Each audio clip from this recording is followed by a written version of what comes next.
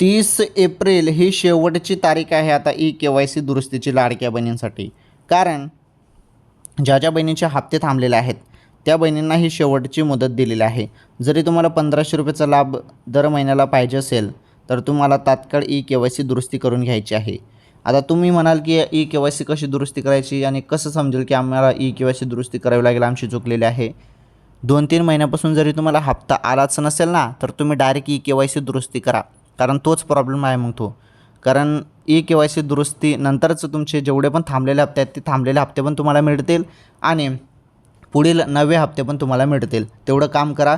तेवढं काम केल्यानंतर हप्ते तुमच्या खात्यामध्ये जमा होतील. ओके लाडक्या बहिणींनो, चला ठीक आहे. व्हिडिओ लाईक, व्हिडिओ शेअर करा, चॅनल सबस्क्राईब करा. आणि आता जो काही 21वा हप्त्याचे सर्वजण प्रतीक्षा करत आहेत, वाढ बघत आहेत, तो 21वा हप्ता आता राज्यातील सर्व जेवढ्या पण पात्र बहिणी आहेत ज्यांची KYC झालेली आहे त्यांच्या खात्यामध्ये जमा केला जाणार आहे आणि तो हप्ता आता लवकरच येणार आहे.